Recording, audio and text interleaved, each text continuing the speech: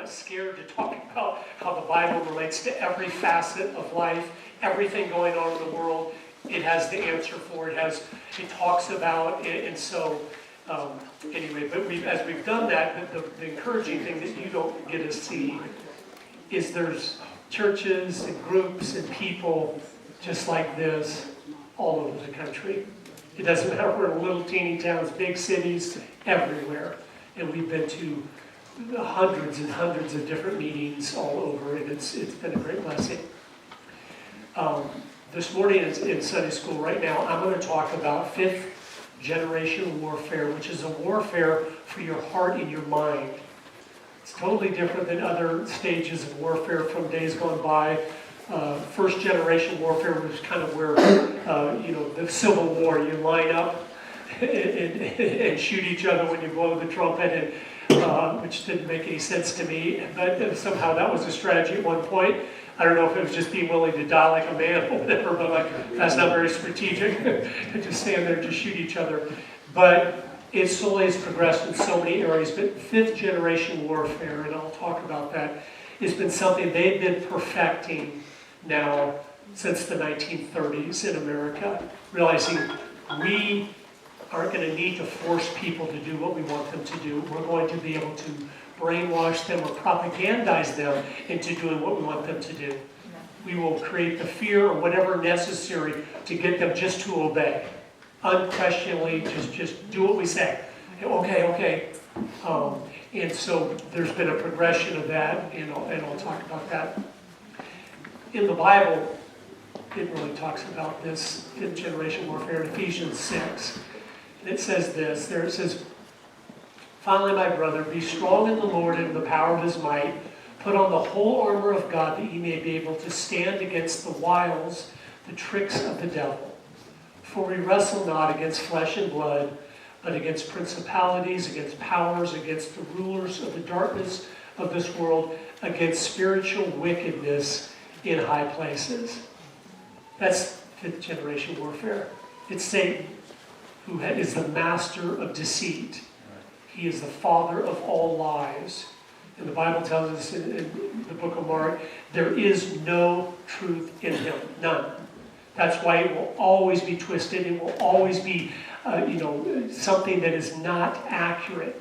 There might be a little bit of truth, but then it's twisted to be a lie.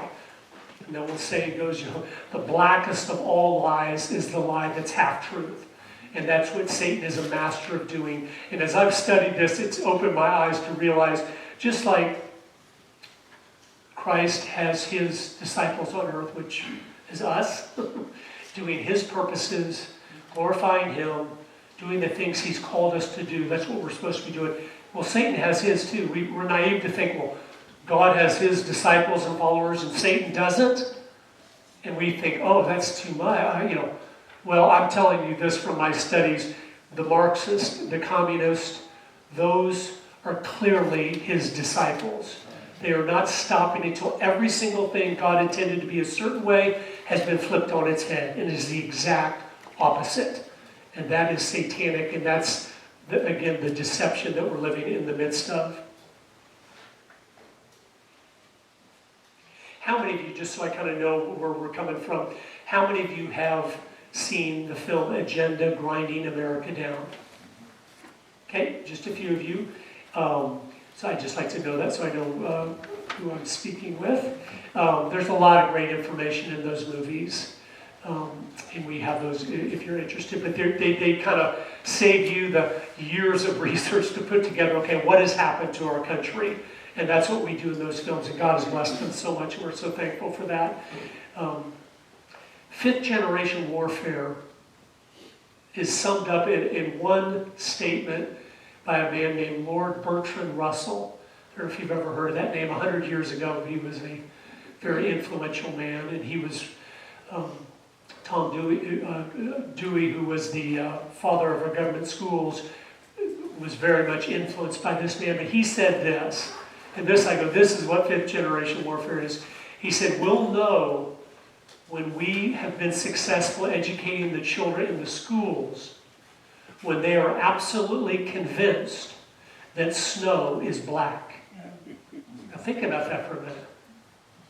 We're going to know when we've been successful, when they are convinced snow, which is white, is black. That means when everything has been completely flipped on its head, that's when we'll know we've been successful. That's been their goal. It's not an accident. The school system is not failing us. It's perfectly accomplishing what it is designed to do. And I know a lot of people, if you haven't studied this, that sounds like a radical statement. It's not. I've been studying this for 20 years full time, and you read in their own writings and their own statements, oh my goodness, that was the point of it. It wasn't to make smart, bright, individualist, creative young people. It was to make dumbed down young people that will fit like Dewey said, they'll fit like a cog into our socialist machine we're creating. You can't have a sharp young person that's going to be happy to, a cog just sits there and turns all day. You've got to just take out everything that God gave us to be unique and creative and motivated and wanting to do something great. And you have to take all that out if they're supposed to just sit there their whole life and, do that. So but that was real, that really tells you what it's like. There's also one statement from a man that I talk about in my movies, Antonio Gramsci.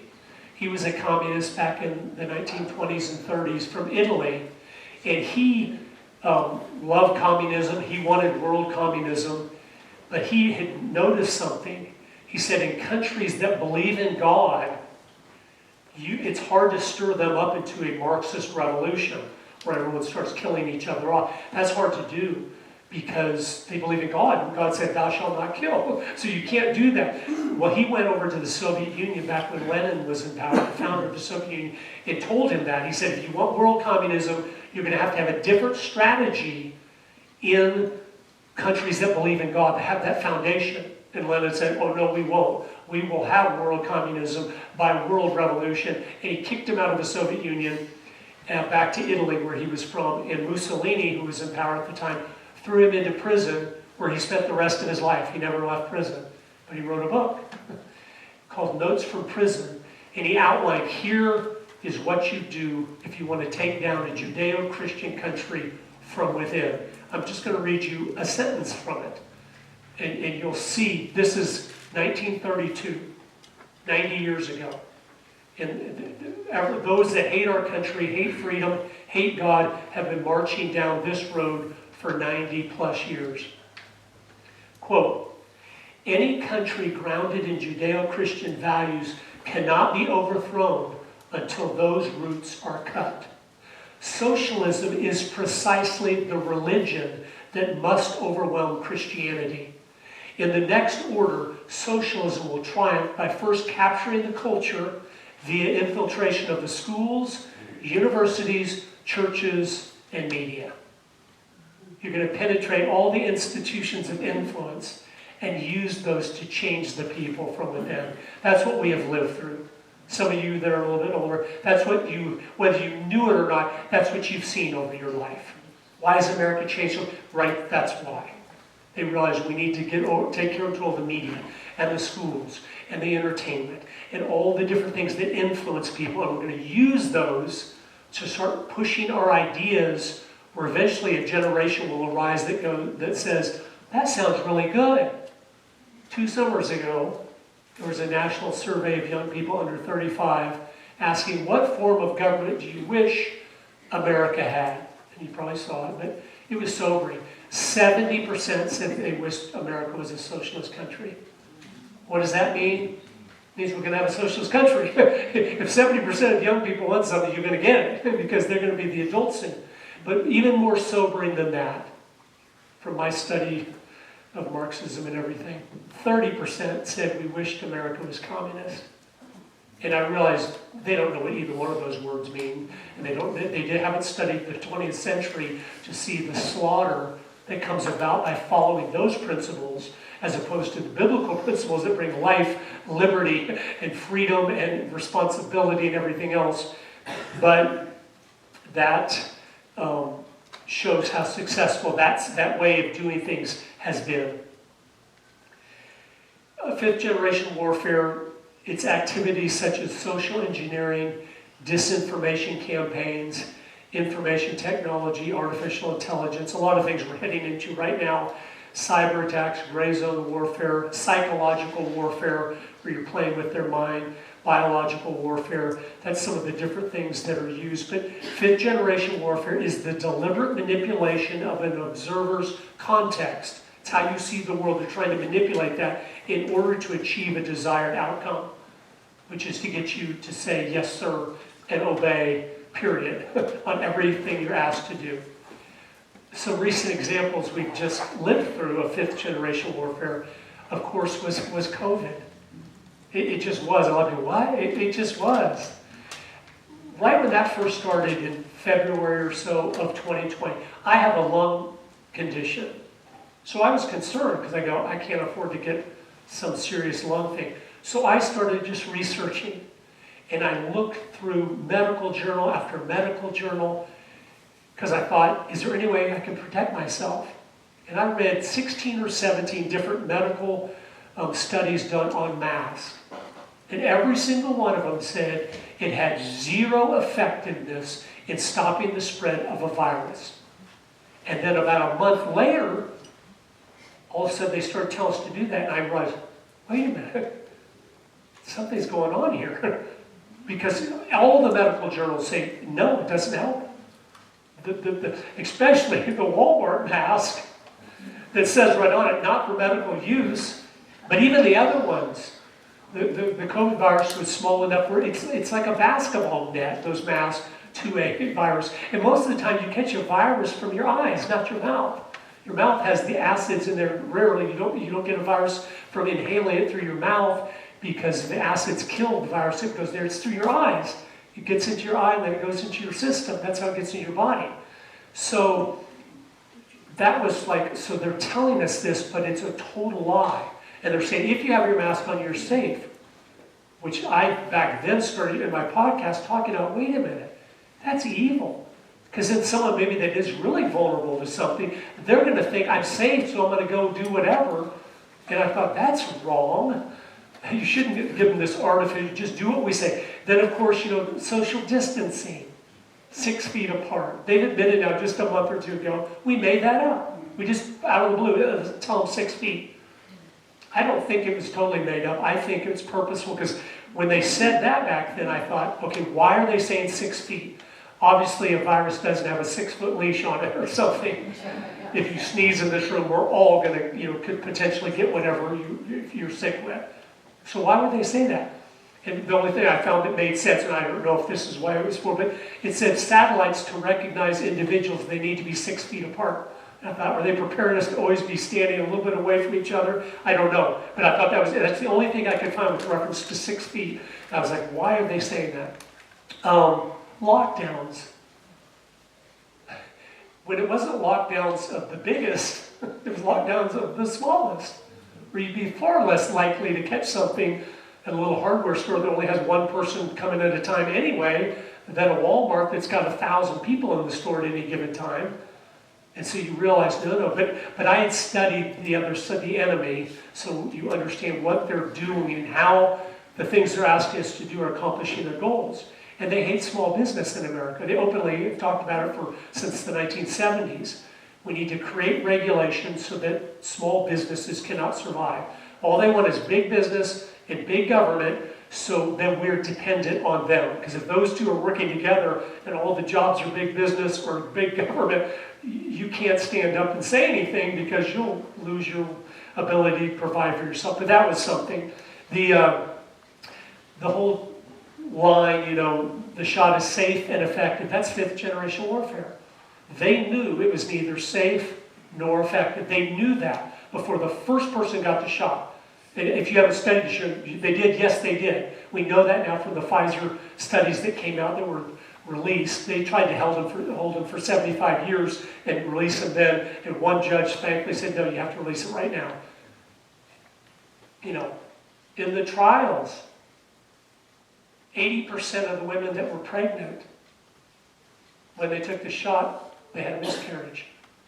And yet, the CDC director said it's totally safe for any woman at any stage of pregnancy to take it.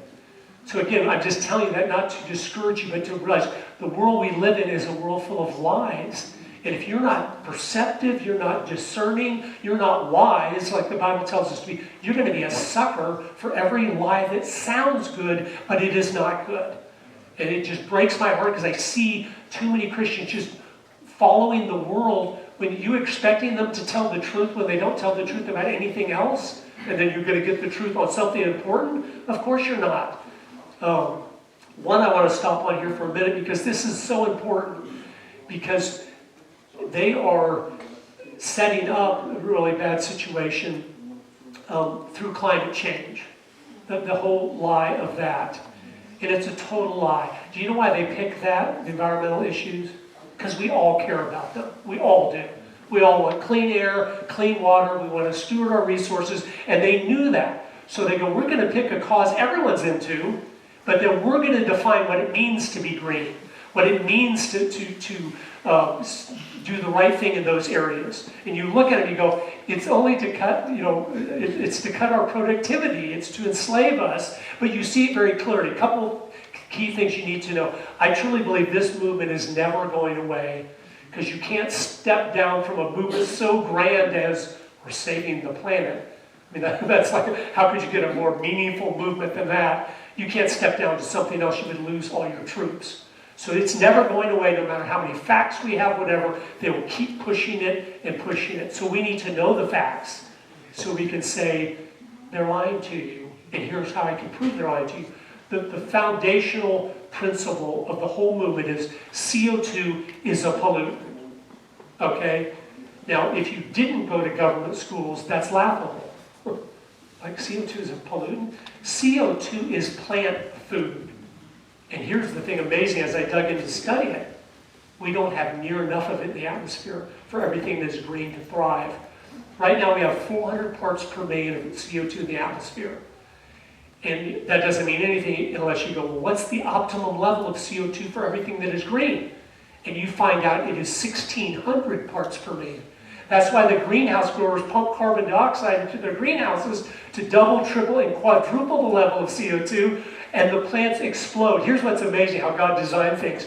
If you can quadruple CO2, so you've got a greenhouse, or you've got a tomato plant inside the greenhouse, and one sitting outside of the greenhouse. Same plant, same size, but one's getting 1,600 parts per million of CO2, and one's getting 400 parts.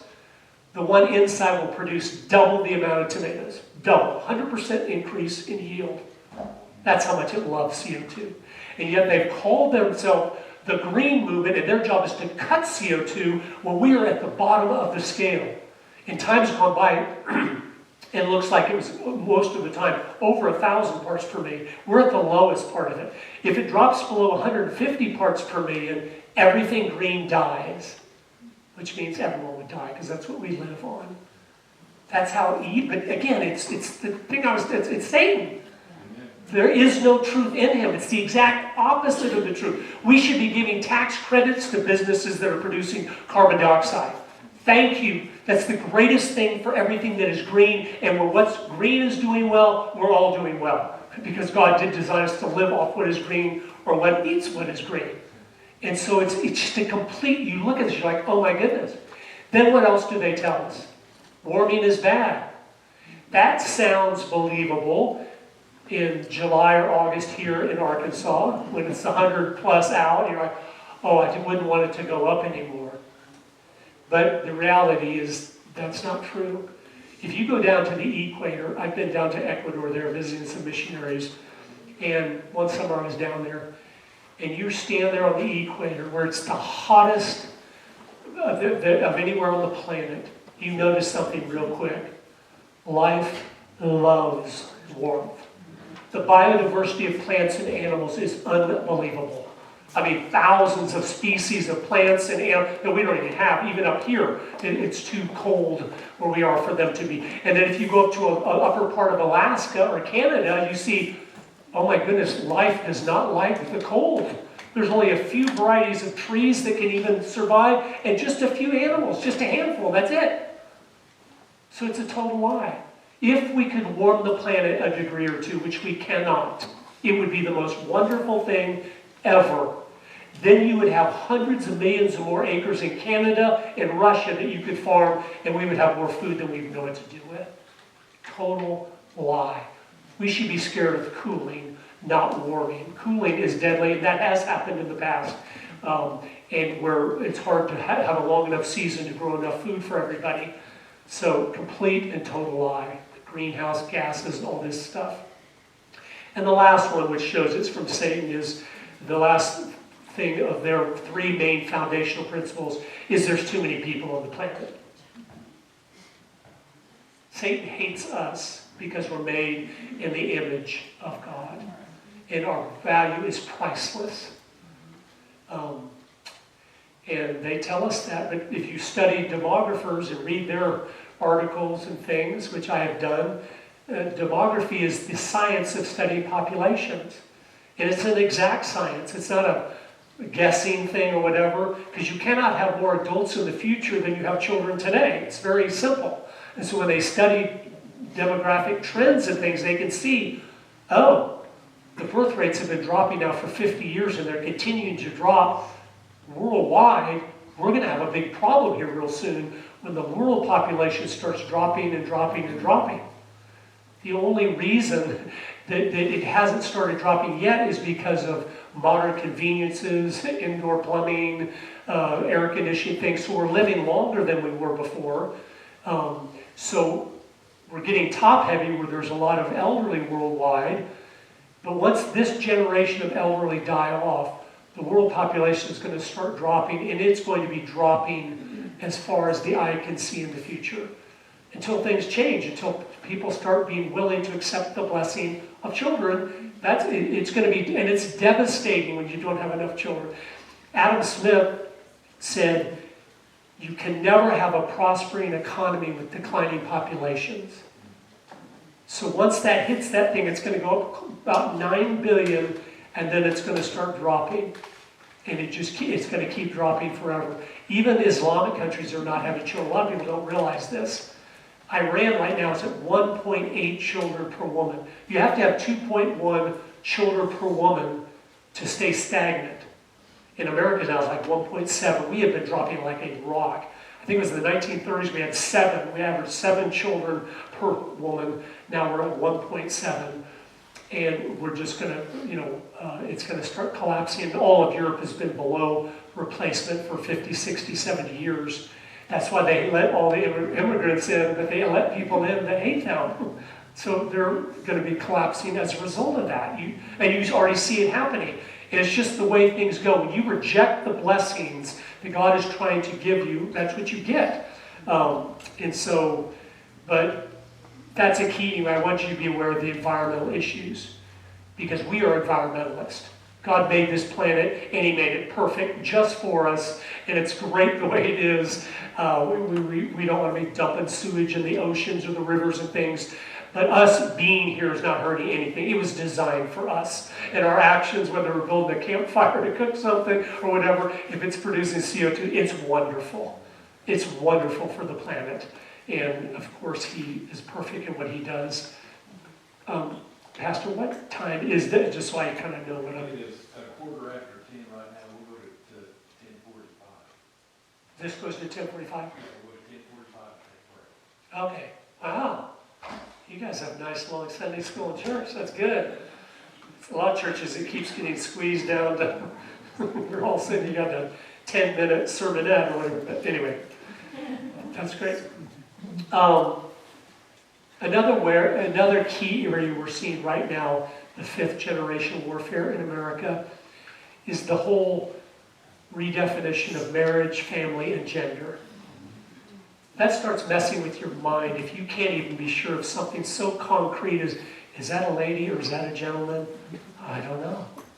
I better just keep my mouth shut because I might say something offensive. So it divides us, which is always a key strategy. It makes you silent, which is a key strategy. Just be quiet, do what you're told. That's the game.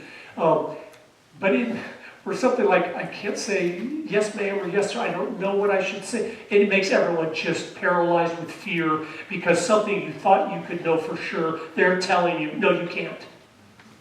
There's 63 different genders they could possibly be, and you better not mess it up or you're going to prison. Do you know Canada now? If you misgender them, it is a crime. If it's a man dressed like a lady, you say, "Sir, can I help you?" You are going to do prison time. That's how they're serious about this. It's not a game anymore. It's not. They're countries that are further down the road than us, and we see, oh my goodness, they're right now this week trying to pass a law in Canada that says if you say anything that offends someone, that is a crime. Anything. And it says in the wording of the thing I was reading it to, even if it is true, but it offends them, they say, I was offended by that, that is a crime. That's where we are in this world. Yeah, again, we need to wake from our slumber. In America, our problem is this. This country was so blessed for so long. We have such a nice life right here in rural Arkansas. You're thinking, everything's fine. That's never going to happen here. But that's what they've said throughout history. I've interviewed a lot of people that grew up in Cuba. And it was so powerful as I talked to them, where they said, when Castro came to power, even, we thought nothing is going to change. We are not going to be a communist country or whatever. And until they started the firing squads, we were delusional, thinking, no, we have a wonderful life on this island. Everything's wonderful. And they were just kind of caught off guard. But once, if you're going to take the circumstances of, the boot on the back of your neck being, oh, okay, I guess we better wake up. It's too late then. That's why you need to wake up now and realize, okay, and all of you, I would encourage you more than anything else, is trying to keep the hearts and minds of your young people, your children, your grandchildren. That's the future. God intended the family to be the most powerful, influential thing on the planet. By simply the father teaching and training the children, and it continued on generation after generation. But they purposely said, no, we got to get that father away from those kids. We got to get that mother away from those kids. We need to raise the kids so we can have the future. And because of that, we see the devastation. It's been a total failure. God's ways, Deuteronomy 6 talks about, God's ways work. You get 4 different times a day, it talks about in Deuteronomy 6, you should be teaching and training them. Well, if they're gone forever, how do you do that? And I'm just saying this to you, it might be, I'm not trying to tell you what to do, but you need to dig into this book. And you also need to be wise enough, even if you thought that was a good idea at the time, to be able to look and go, yeah, I thought that was good, but I see the fruit of it, and it's not. It's not working. That's what, as I look around our country, almost everything we do, we're doing it for the reason, well, that's what we've always done. But I say, well, that's a dumb reason to do something when you see what you always have done isn't working. You're not getting the product you're hoping for. You're not getting, it's not each generation isn't getting stronger in the Lord and more committed to family and church and things that are important. You're losing them all. Our own numbers say we're losing 92% of our young people, 92% that are raised in the church within 1 year of college. That's how poorly we have prepared them for the lies in this world. They believe when they come along, oh, yeah, CO2, okay, you got cut CO2, okay. I got the Save the Planet t-shirt on, because we didn't teach them, no, kids are lying to you.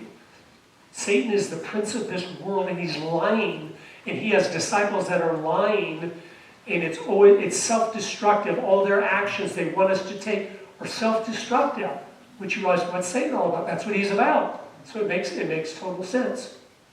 But anyway, that's part of it too.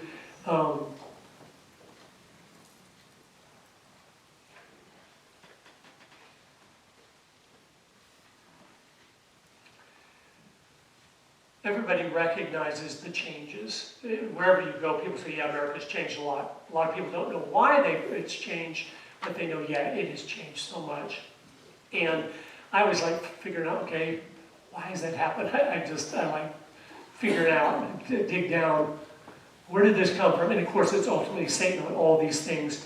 But I like to find where did the plan get going. And what's amazing is this modern movement, world government, world religion, the modern movement of it is from a guy back in the late 1800s. His name was Cecil Rhodes. Have you ever heard of that name? Have you ever heard of Rhodes Scholarships? Same guy. He was, back in the 1870s, he was a young man, and he graduated from college there in England, and he heard that they were discovering diamonds down in Africa, and he just had a lust for power and wealth. So he went down there. He happened to meet the Rothschilds family, who were the ones doing all the mining. He became friends with them, and amazingly, by the time he was 30 years old, he was one of the richest people in the world, and he was a major shareholder in all those diamond mines. In fact, he had so much influence. I don't know if you've ever heard of the country of Rhodesia. It was named after him. Cecil Rhodes, Rhodesia. It's now Zimbabwe, because when the communists took Rhodesia over, it collapsed so tremendously, they didn't want us to know it's the same country, so they changed the name. So you wouldn't go, oh, Rhodesia used to be a breadbasket in Africa, one of the wealthiest countries anywhere. And now a cup of coffee is $2 trillion. That's how they've devalued the currency. Literally, they have $100 trillion bills. That's how and back when they were taken over by the communists, a cup of coffee was the same as it was in America back then, about 25 cents. That's how they destroyed the economy there. But anyway, with this wealth, he says in his own words here, in his own diary, he wrote called Confession of Faith. And it's not a Christian faith. He said the day that he joined the Masonic order, in his own diary he says this, I came home and a vision just appeared before my eyes, and he wrote it down. And he said this, quote, the idea gleaming and dancing before one's eyes like a will-o'-the-wisp at last frames itself into a plan. Why should we not form a secret society with but one objective, the furtherance of the British Empire and the bringing of the whole world under British rule, and for the recovery of the United States, and for making the Anglo-Saxon race but one empire. And he goes on through that book, he says, we need to have the religious, political, and economic unification of the world. That's the world government that talks about in Revelation. He is the modern godfather of that idea. And so he started a group. His first group was called the Society of the Elect. Most people have not heard that group. But every group you've ever heard of, influential in America, the Council on Foreign Relations, if you've studied this at all, the Trilateral Commission, the Bilderberg, all of those groups came from the Society of the Elect. What would happen is the wealthy of the world would come over there, and the Rothschilds, who were and still are the wealthiest family in the world, they would set up meetings where Cecil Rhodes would lay out this plan to them, how we're going to work for the religious, political, and economic unification of the world. And they said he was so persuasive in his arguments, usually by the end of a presentation, the different families of the world that were there, that were super wealthy, they would all say, our entire fortune's in. We want to be part of this. So in a short period of time, they got all the wealth of the world marching to the same drumbeat. Here's what we're going to do.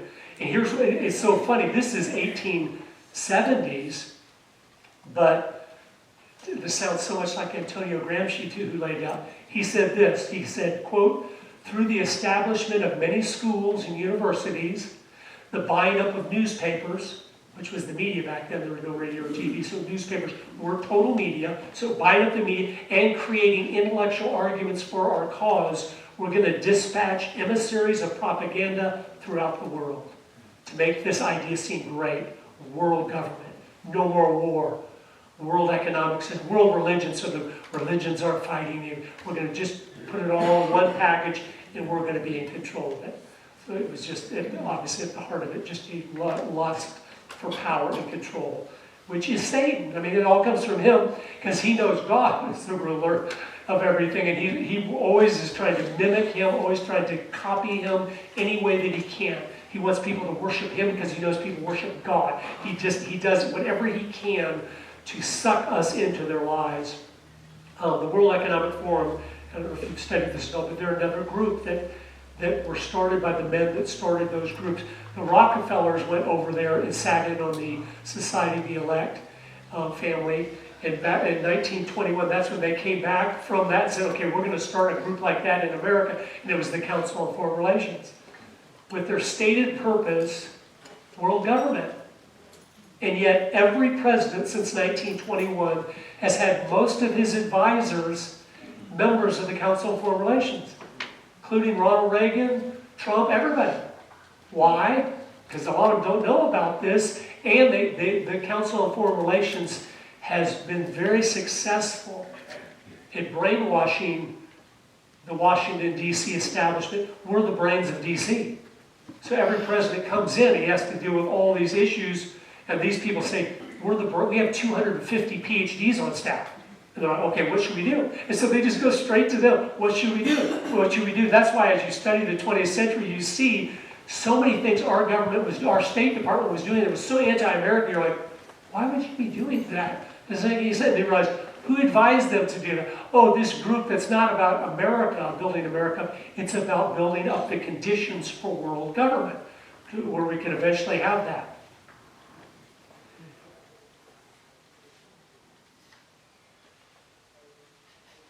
Too many things to tell you. And this morning, I'm going to give my testimony in the service, which I hopefully will inspire you to just be all in for the Lord. However much time you have left, just all in. I mean, I want to do what He put me on this earth to do. So this is more information, and Christians need to understand the times. The Bible tells us that over and over again. You must understand the times, because if a Christian is being deceived, it's deadly, because in the world that looks to the church for hope, and you're going the wrong direction too. That's why we have to know what's going on, so we can we can love our neighbor by freeing them of the lies. That's why it was important during COVID. Like, no, I'm not wearing that mask. And here's a medical journal saying it does nothing. I will not do that, because the next guy coming in is going to see me do that and think that's okay to do, and it's not. It's actually harmful to wear the mask, because it hurts you, especially the blue mask from Walmart. I studied those exactly because of the little fibers that come off into your lungs. Once something goes in your lungs, it doesn't ever come out. And so your body starts building up a protection around it, building scar tissue in your lungs to repulse that thing. So of all masks, you don't want to wear this, but that's what everybody wears, because they're just like robots. Oh, mask, okay, put on a mask. It's half hanging off anyway. It's like, air's not going to go all the different places. I mean, it's so ridiculous when you think about it. But the fact that we did that at all, if we did, we need to repent of that. That's like, God, the world made me fearful, and I'm not supposed to be fearful. I'm not dying a day before you have marked in your book, it's my time to go. And so for me to be scared, Christians in those circumstances, we're supposed to be the ones like back in the 80s that are going in and hugging the AIDS patients and telling them about Jesus. We're not, if I get it. I'm supposed to love my neighbor. I'm not worried about some disease or whatever. I know where I'm going when I die. The sooner the better. I'm not worried about this stuff. So for us in COVID, all of a sudden, fear, closing our shirt or whatever, we're like, no, we can't do that. We cannot do that, because we're the light that gives hope and expels the darkness of their lives, and we need to do that. Just a tad more on this, and then I'll wrap this up.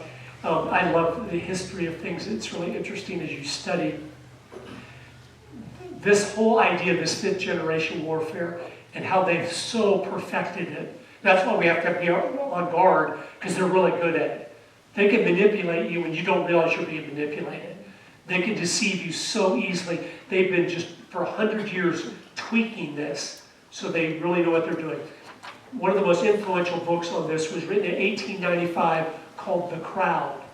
And Gustave Le Bon, he wrote in there, he said he just studied crowds his whole life.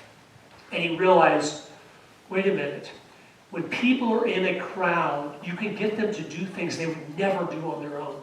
Why is that? He started studying that. And then he realized, wow, it's powerful. And then he started studying, so how can you force people into a crowd where they'll do things they would never do? And how do you pop yourself up as the leader of the crowd? So you're the one directing all the energies of this group. And it's really powerful. But some wicked men read that book and realized, oh my goodness, he's on to something. One of the men was a man named Edward Bernays. And he wrote a book in 1928 called Propaganda. And he realized you can get people to do anything that you want them to do, even if it's self-destructive, if you can package it in the right terminology and using the right words of manipulation. I mean, like today with the climate stuff, We see that. The Marxists in America who hate the church, hate Jesus, don't believe in him, they have packaged a lot of this as creation care, they call it. For the church, they're also giving sucker these Christians into, we'll just have a couple Bible verses, call it creation care. They know, oh, I'm supposed to be for the creation. And so, but then we'll use their energies to be marching toward our agenda. It's not going to help the creation or anything, but we know that's, if we speak to them in Christian terminology, they will obey. And the communists, from studying them back in the 1930s, they said the easiest group of people to manipulate is Protestant Christians. You can get them to do anything you want them to do if you pack it in religious terminology. That's 1930s America. Some of the ones that defected to us, they said the church is like the easiest thing to manipulate because they're trying to be kind, so they just go along with whatever you say. But in that book, Propaganda, in 1928, he had learned so much. He realized, again, we just need to package things the right way. The pork industry came to him back then in the 20s and said, we're having trouble getting people to eat bacon for breakfast because they don't think it's good for you. He said, okay, let me think about that. And what he did is he took a survey across America to find out who is the most respected person in America. And back in the 1920s, the most respected person were doctors. And so he had all his advertisements and commercials have doctors, 4 out of 5 doctors recommend you having bacon every morning for breakfast. It's a total lie, but them doing that, and they did it, and the pork industry just took off. And he realized, but also the CIA and the FBI at that time, and before the CIA, they hired him. They said, how are you doing this? And he showed them, and so he started working for our government too, to manipulate us to do what they wanted to do. Because even at World War I, Americans didn't want to go to war. You know, we thought this war over there, we have nothing to do with it, why would we go there?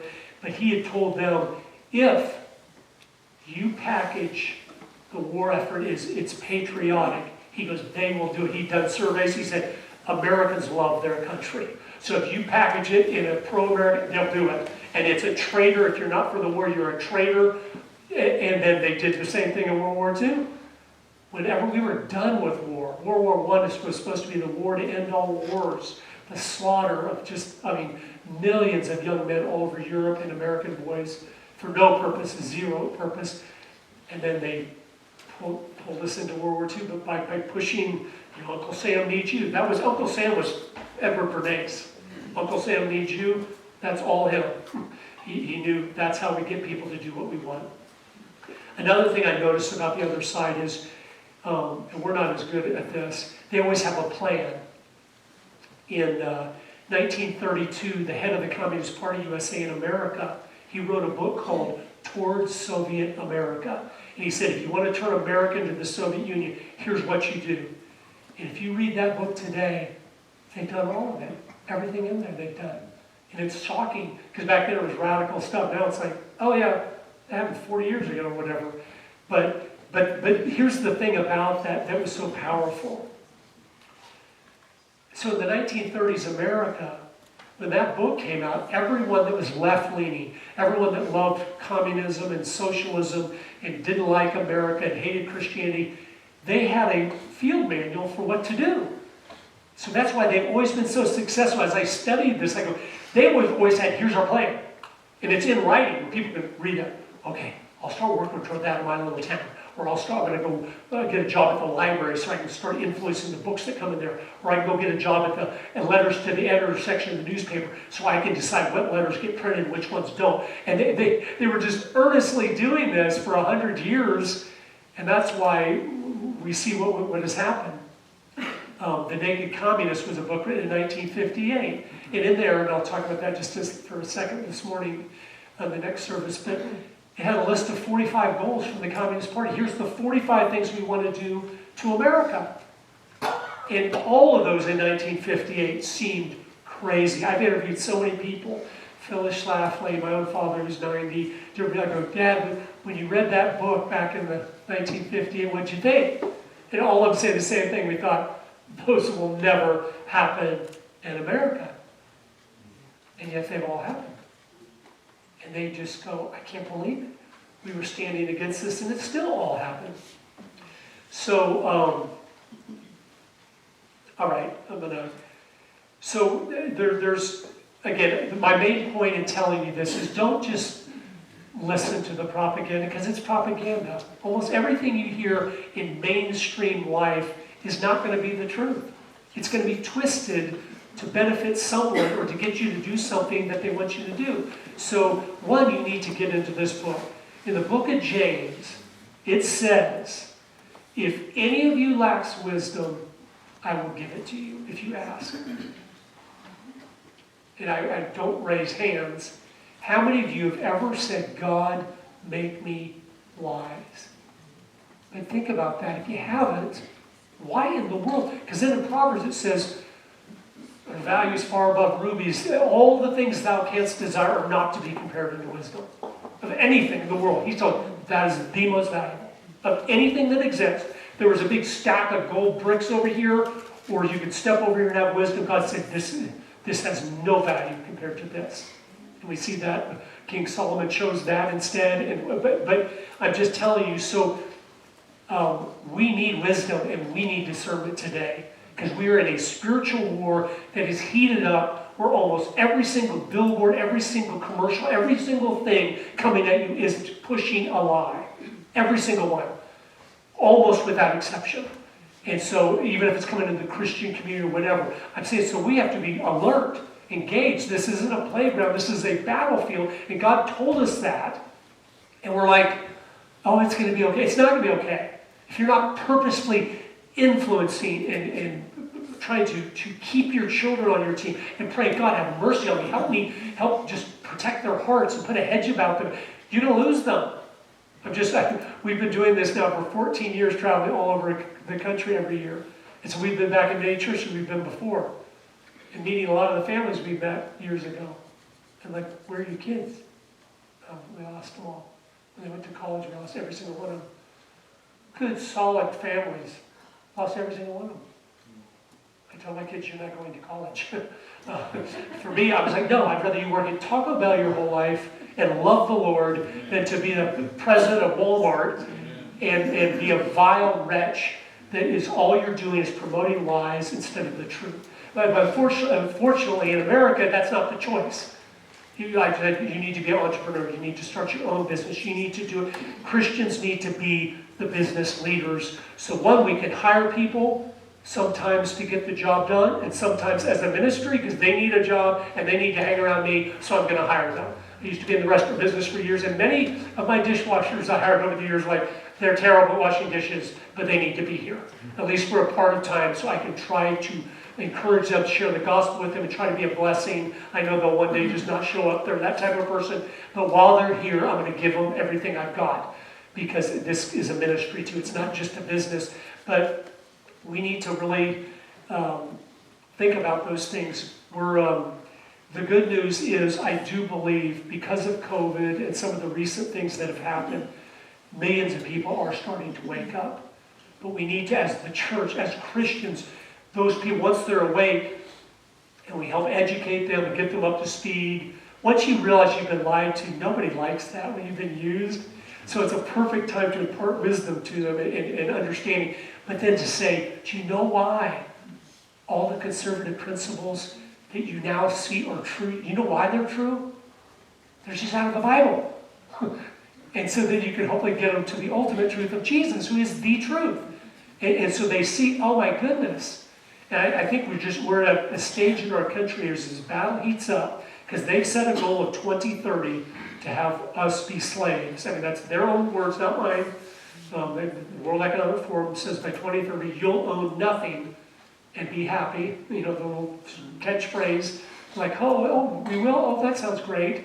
But that's the bottom line. What's the first plank of the Communist Manifesto? The abolition of private property.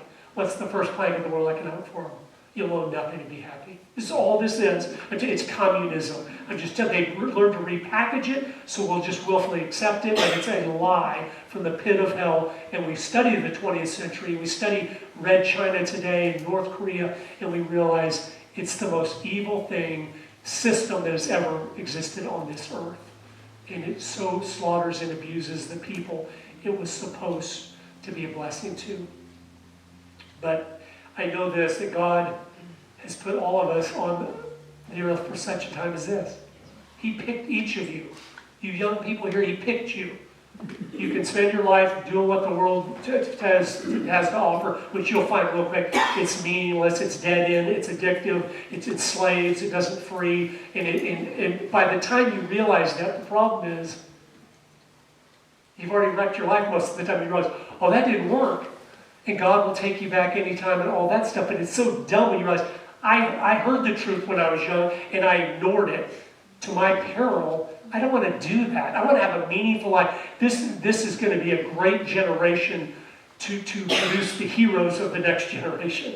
Because there is a battle for truth going on, and those we need people to stand, whatever the cost, and say, I'm in. I don't care, whatever you want to do. I don't care. Because I know this is the purpose I was put on this earth to do, and I want to be faithful to that. And so, but anyway. Should we have a closing prayer or anything, or do you want to do that? I'll ask you a question. Oh, yeah. So, we've talked in our church for a while, the battle that we're in, they're after our kids. Oh, They've been yes. after our children for Okay. generations. Yeah. So my question is, knowing that as a body of believers, what is the challenge that you would have for us to grab a hold of our kids right now? While we have time. Now we're in a church full of people that have grandchildren and great-grandchildren, and they are in the world. And we showed a video here recently of a group out of California that sang a song that they're after our children, and they're working hard at that. And so the challenge that you have for the church for our kids, how would you frame that? I'd get on your knees, and if you allowed your children to be out in the world in the government schools and everything, I'd repent of that. God will forgive you instantly for anything you've done. So I think that's always a key, that asks for forgiveness. And then repentance, of course, is then you go and do the opposite. So if you realize now, I didn't know the schools were wrecking my kids and stuff, but they were. God, I should have been more aware of that. Please forgive me. But now would you allow me the blessing of influencing either my own children and grandchildren or somebody else's, where I can now show I know that was wrong. To neglect the upbringing, teaching them a Christian worldview, teaching them the Bible has an answer for everything in the world. And of course, what the world's selling sounds good. You think Satan could suck you in and goes, come here and get some STDs and come wreck your life. You'll be on the edge of suicide in a year, but try this drug right now. He's not going to sell it like that. He's going to say, you're missing out. You're not cool if you're not following the crowd. Well, we know the crowd is always going in the wrong direction at the wrong time, doing the wrong thing. And if you study history or open your eyes, you'll see, why are teen suicide rates going off the charts? Is the world's way working? The main thing I'd say to you young people is this, and listen to this. All Satan has to offer you, and he does have it to offer you, is wealth and fame. He can give that to anybody he pleases. And most of the people you see higher up in the music industry in Hollywood, they have made the deal with him, and he has given them wealth and fame. What does the Bible tell us about wealth and fame? It's the least valuable thing that there is. That's all he has to offer. But then you go, well, Satan tells you that will satisfy you. If you had $100 million in the bank, a mansion, a Lamborghini you're driving, you think, yeah, I'd be happy.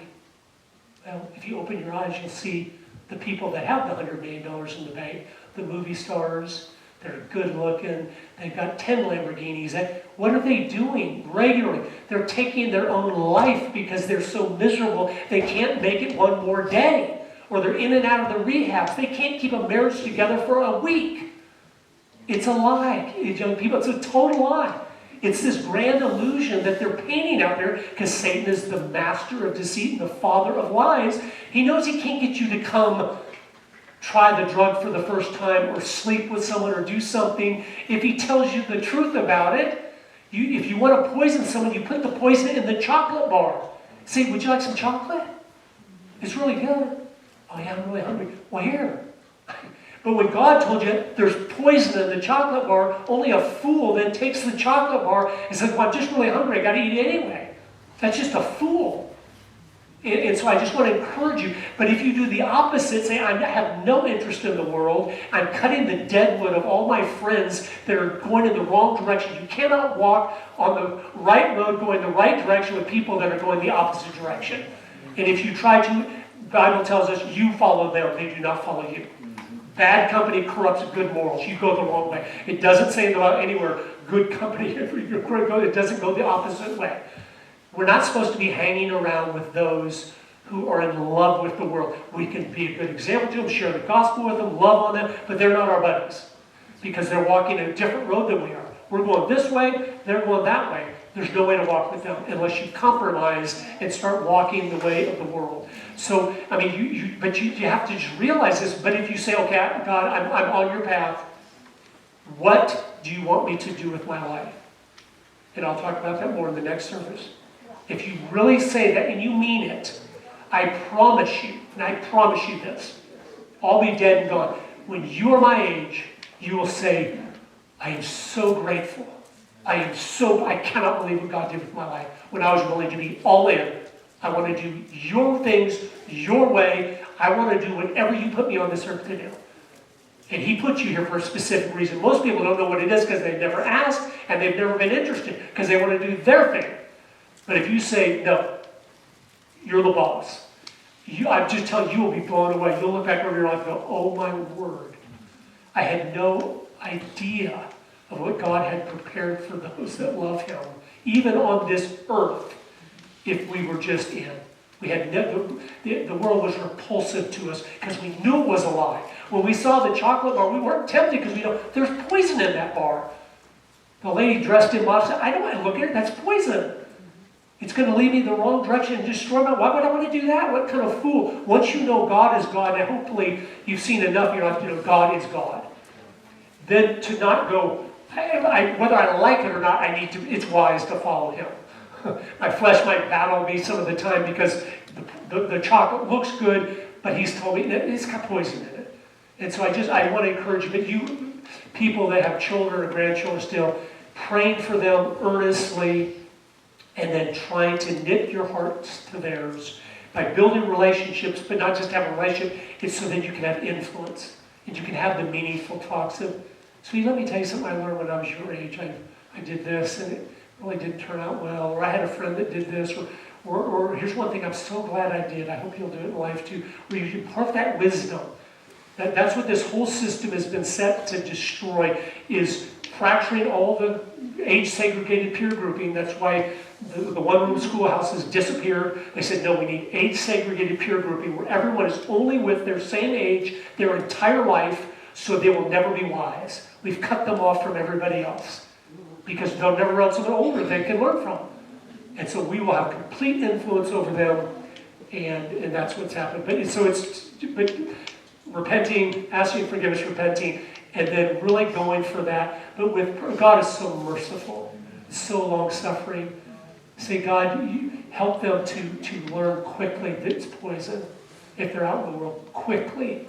You make them miserable every day. They have to turn their back on you. You want that because the longer they're there, you can always come back, but then you've messed up your life, or you're on your third marriage, or you're in all this heartache and suffering. That's the only thing the world has to offer is there that didn't need to be there. If you're like, no, I'm doing it God's way, I'm being pure till I get married, I'm staying on the right path, I'm just doing it that way to reap all those blessings. So, but anyway, that's a hot button to me, obviously. I love kids, and I love families, so sorry, but... Well, Satan doesn't love our children, but he's after them. Oh, sure. And, Curtis, thank you for this hour. Yes, you're welcome. We're going to take about a 12-minute break and transition. There's coffee back in the fellowship hall if you want to. There's restrooms down the hallway. There's restrooms back in the fellowship hall as well. Beloved, I'm going to tell you, what does it profit a man to gain the entire world and yet lose his soul? It doesn't profit you at all. But that's what the devil's after. So let's have a word of prayer, and we'll transition, and we'll be back in here in just about 15 minutes. Father, we thank you. Thank you for the crispness, the clarity of your word this morning. Father, I pray that you would help us, Lord, to have open minds, and Lord, that our eyes will see the things that are happening around us. Father, Satan does come and disguise himself as an angel of light Father, to deceive us, to cause us to stumble, to cause us to fall. But Father, you've not dealt with us according to our sins. Father, you are perfect, you are holy. Father, your want for us is that we would rise up and that we would serve you as children of light and salt in this world. Father, bless us now. Lord, prepare our hearts, Lord, that we may be that to somebody around us to help them out of that darkness as well. Bless us now. We praise you. We thank you for everything that's happened so far. We ask it in Jesus' holy name. Amen.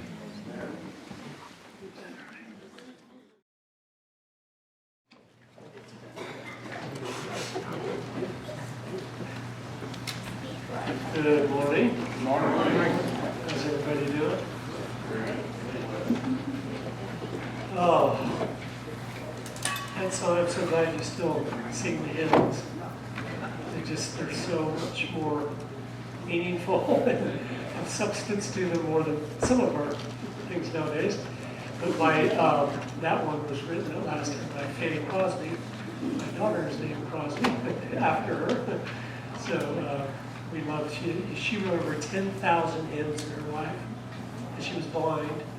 And the way she talks about Jesus in those is so sweet, and so, it talks about when she first sees him, she's just so, I don't know, I love the tender way. And we don't even know all the hymns she wrote because she used so many fake names because she didn't want all the hymns to be from her. So there's tons of men's names, women's names that are all her hymns, but she didn't want credit for them. So we don't know how many, but you can tell most of the time when they are, it's the way they talk about the Savior is so sweet. This morning I'm going to give you just a testimony from my life of God's faithfulness to me and my family when I told him, I'll do anything you ask me to do, but I've just asked you to make it clear. And a couple Bible verses that would fit with this is one is Proverbs 14:12. It says, "There is a way which seemeth right unto a man, but the ends thereof are the ways of death." I mean, think about that. Young people especially, but everybody. God's telling us a key right there. He goes, you can be on a path that seems right, but it's not. I mean, that's important. There's a way that seems right. Like, no, there's nothing wrong with this. What's the problem? I don't see it. He said, but it ends in death. And so that's a key thing. Proverbs 3:5 and 6, which you're probably all familiar with. "Trust in the Lord with all thine heart, and lean not on thy own understanding." Don't, I think I know better. "In all thy ways acknowledge him, and he will direct thy path." That's an amazing promise if you listen to it and go, did God really say that? Yeah, he did. So if you're trusting in me, you're not leaning on your own understanding. You're not questioning him by going, well, God, I don't know how I'd provide for my family if I did that. Or I don't know how. He said, don't lean on your understanding. Don't be on the path that seems right. Be on the one that is right. And that's when you're trusting in me, and I promise you I will direct your path. And I'm like, wow, that's... I'm sure we'll stand before him one day and see him on his throne, and we'll think, I didn't think I could trust him. I didn't think he could take care of my little needs or whatever. I think we'll go, oh my goodness, what was I thinking? And then the last one, Romans 8:28. "And we know that all things work together for good to them who love God and those who are called according to his purpose." That in the midst of the reality of living in a world that is fallen, that is sinful, where there's just, things are not the way God intended them to be. That's encouraging. He said, no, even those things you did not want to happen, a baby dying, or this or whatever, or he said, no, all things will work together for good. And you're like, oh, I can just let him have those things. No, he has a purpose.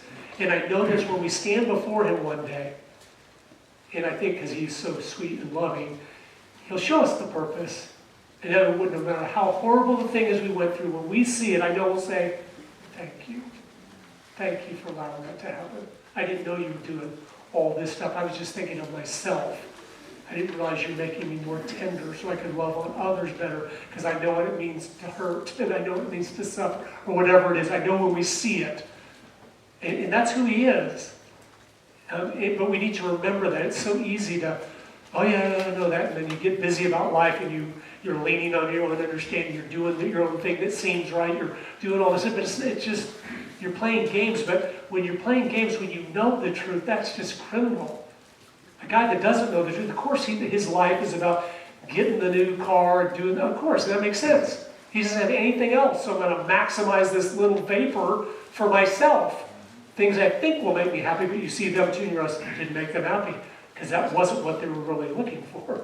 So, at age 32, I had been in the restaurant business for years, and doing different things, and God had just kind of orchestrated some things in my life where it kind of woke me up, and having a little trouble in my marriage and different things, and I thought, because I was raised by really good parents, and I kind of had that wake-up call of, I know God is God. I know what the right path is, but I'm still just playing footsies with the world and thinking, oh, you can kind of do what you want to do, and it's all fine. I kind of believe the common Christian lie being, put out today. A disciple of Christ can be very similar to the world, which is a total lie.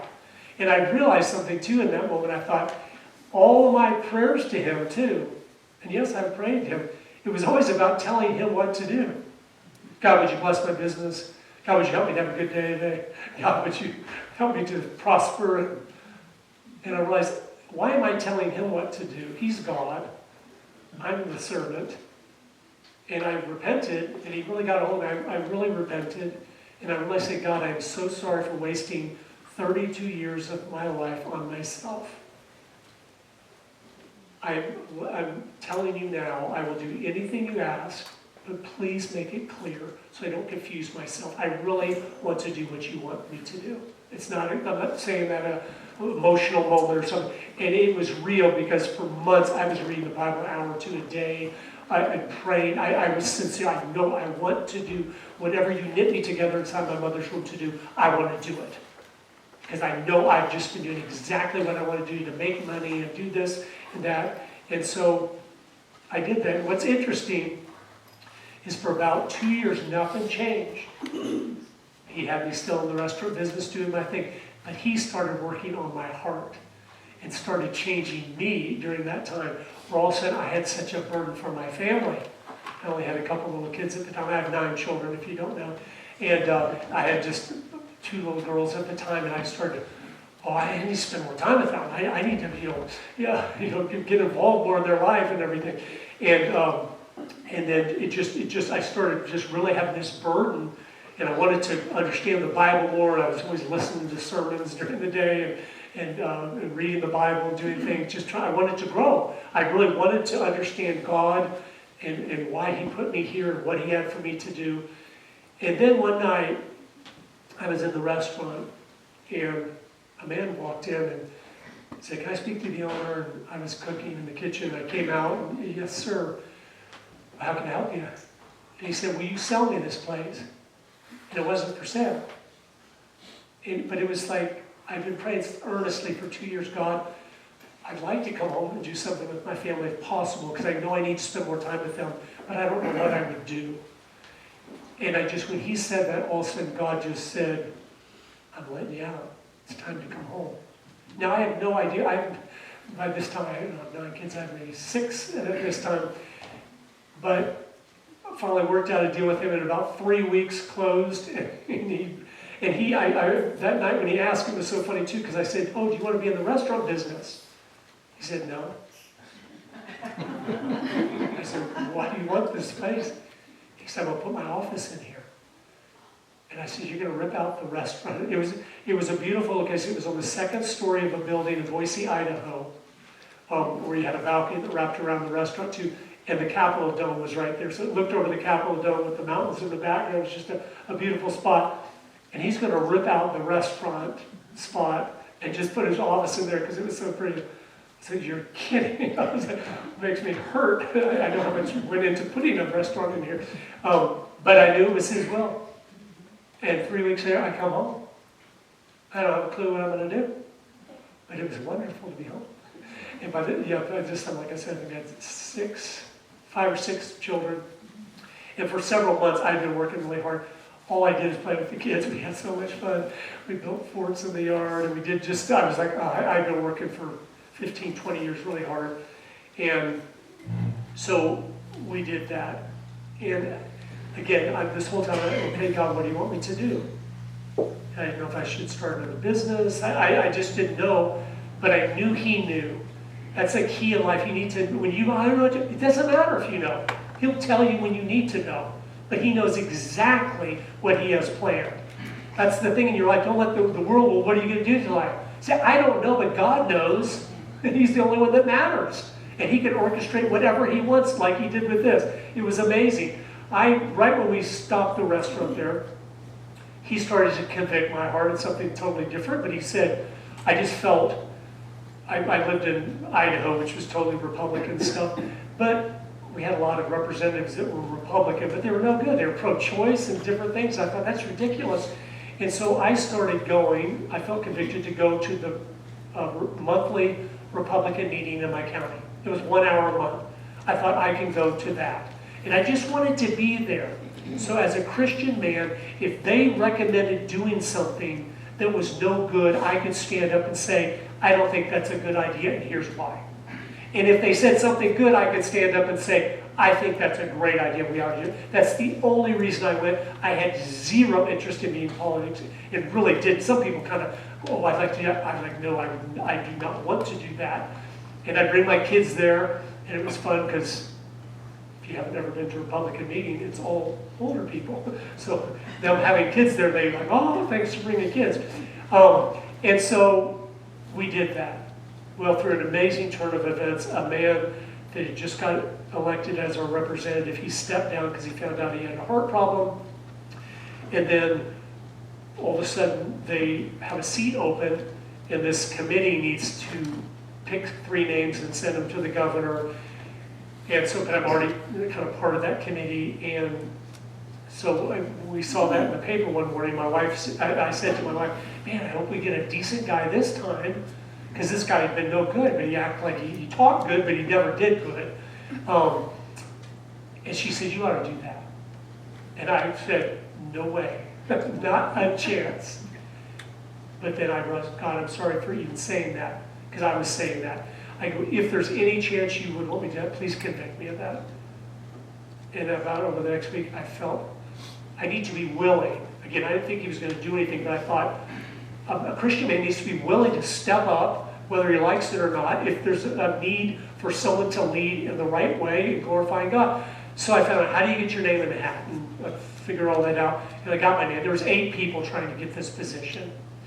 And we went before the committee and had to give speeches, and they questioned us, and all these things happened. And then the committee sent 3 names to the governor. And they were in an order. We have a first choice, here's our second choice, here's our third choice. And he's a Republican governor, and this is the Republican committee. So he always picks number 1, because that's the committee that put him in power. And I just barely made the list. I was number 3 on the list. And he picked number 3. And all of a sudden I'm a representative. I'm like, oh my word. Dear God, you better help me.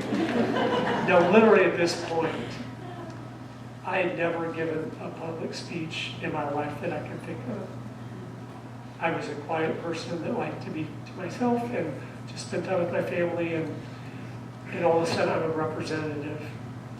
And we'd only lived in that district for 2 years, so each month I would write a letter to the editor on a different issue and just talk about, I'm the newly appointed representative, here's what I believe about this. I just wanted the people in that district to get to know who I was, because I was brand new there. And so I do that each month. And it's kind of funny, it shows how God has a good sense of humor, but January of 2008, my wife is pregnant with Chapman, who's here with us, and he's helping with the table. She was pregnant with him, and she said, would you not write on anything controversial this month so you're not on the front of the paper when I go into the hospital? The nurses might be mean to me or something. So I said, oh, okay, I was going to write on Roe v. Wade because it's January, the anniversary stuff. I said, okay, and God blinded me, both of us. I wrote about a communist meeting I had attended in 1992 at the University of California, Berkeley. And at this meeting, so this is 16 years later, this is 2008. And now it's and from 1992, 16 years later, somehow, and God did all this because he had a plan and everything, he brought that meeting to my mind because as I was a representative there, people started to try to pass these bills for the environmental movement, some of the stuff I talked about this morning, and I've had businessmen calling me saying, don't pass that bill, it's not going to help the environment at all, but it's going to destroy my business. And so I thought about that, but then I remembered, wait a minute, that communist meeting I went to, I went for this older man who was a friend of my dad who had written books on communism back in the 60s, and after the Berlin Wall had come down in 1989 and the Soviet Union had dissolved in 91, this was the summer of 92, and he heard they were having a communist meeting, so he called me, would you go to this meeting? What are they going to talk about? We won. Cold War's over, communism's over. And I said, sure, I'll go to you, that sounds kind of fun. So I went, but at that meeting in 1992, they had said, the three things we need to destroy, we need to destroy the families in America, continue to break down that structure by encouraging promiscuity and easy divorce and everything. Just get it where, try to, we want the children at the youngest age possible. So we want to get the women out of the home, the feminist movement. They were wanting to promote a bunch of those different things that kind of degrade the family value so they can get the kids and raise them. That was one of the things. The second thing they were talking about was they said we need to destroy this free enterprise system in America because it is so unjust. And hearing them, I can still picture, they were pounding on a pulpit just like this, sweat coming down, these communists. And at this meeting, I forgot to mention, when I first went, I thought it was going to be a bunch of college radicals because it was at Berkeley, so I bought some radical t-shirt, and it was like a big fun and games. When I went into the auditorium, it was about 1,300 or 1,400 adults, 50 to 70 years old, with briefcases. There were no young people. I was the only young person. It was like, oh my goodness, this is like serious. The communists, what is this? So, but they said back then in 92, the only thing we think that will create enough regulation and red tape to destroy the free enterprise system in America is the environmental movement. And we need to get totally behind that to just drive business out of America, drive jobs out of America, so it will collapse from within. This is 1992. And back then, yeah, it's a big movement now. It wasn't in 92. It was a bunch of people chaining themselves to trees in Oregon so you wouldn't cut down the tree. I mean, it was nothing. It's a bunch of radical nothing. And so, but I thought, oh my goodness, in 2008, Al Gore's movie, An Inconvenient Truth, had just come out. It was the biggest movement in the world. I go, 16 years ago, that's what these communists said. And the last thing they said, this should be sobering as a Christian, they said we need to do away with the fabric of morality in this country. It's man-made, it's to just make man be enslaved to the idea of God and all this foolishness. Man should be able to do whatever he wants to do. So we need to remove the last vestiges of morality. And in 1992, that's 32 years ago now, they said the only thing we think that can do that is if we can get Americans to accept homosexuality. They go, that'll break down, but there'll be no more standards of morality. If that's accepted, then whatever's whatever. Isn't that amazing? So I wrote that in that letter to the editor. I went to a communist meeting 16 years ago. Here's what they said in their meeting. Didn't say it. It's time for Americans to wake up. And needless to say, when we went to a hospital to have Chappie, it was the 7th day in a row I was the headlines of the paper. People were protesting at the Capitol, demanding I resign and everything. But one of the letters that came in, and most of them were in my favor, a lot of older people said he's talking exactly what is right and true. But one of them was from an older man, and he said, what Representative Bauer says is true, but it's nothing new. It was all written in a book in 1958. And I became good friends with that man. And so what was the book? He said it's The Naked Communist by Cleon Skousen. He'd been an FBI agent, and he had gathered all the information from all the FBI agents that had been going in undercover to the communist cells throughout America in the 30s and the 40s and the 50s. He gathered all that. He goes, what are they talking about doing to us from within? And he compiled a list. Here's the 45 current communist goals from 1958. I would just read a couple of them to you. And it made me realize what I'd heard at that meeting was nothing new at all. It was just, they were really focusing on that now that the Soviet Union, they learned they can't outspend America with it militarily, so we got to go to plan B and just take them down from within. But listen to a few of these. You wonder what's happened to our schools. This is 1950s America. Goal 17, get control of the schools, use them as transmission belts for socialism, soften the curriculum, dumb them down, and get control of the teachers' associations. They've done that. But you understand how clever that, use them as transmission belts for socialism. What does that mean? It means start teaching that the idea of socialism is wonderful, it's fair, it's just, it's equitable, it's good. Well, that's why the survey I mentioned in the Sunday school, 70% of our young people say, we wished America was socialist. They were successful. Some of these really got me as a Christian. When I realized our enemy understands what made America great.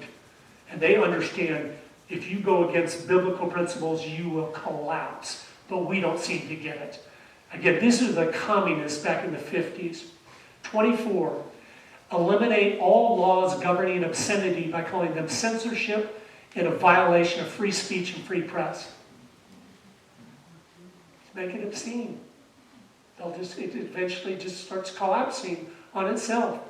What time is this sermon? Just go to the time. Okay, good. He said it, I didn't. I'll try to hit noon. No, but these are so important. You got to understand this stuff. This is the war. This is the details of the war going on. But it shows this is their enemy. This is their only enemy. And they're not stopping until every single thing God said, do this, we're not doing that. And then they know also, which is incredible, it will collapse when that happens. Goal 25. This is shocking to me. Break down the cultural standards of morality by promoting pornography in books, magazines, motion pictures, radio, and TV. You don't understand most people because the change is always gradual, just a little bit at a time. But when you're going one direction for 70 years, a little bit at a time, you cover a lot of ground. Any of the women's magazines that are at Walmart, right there at the aisle that are right in the face of our children, any of those magazines in 1958 America would have been considered triple X pornography, and if you tried to distribute them, you would have literally gone to prison. That's how much we've changed.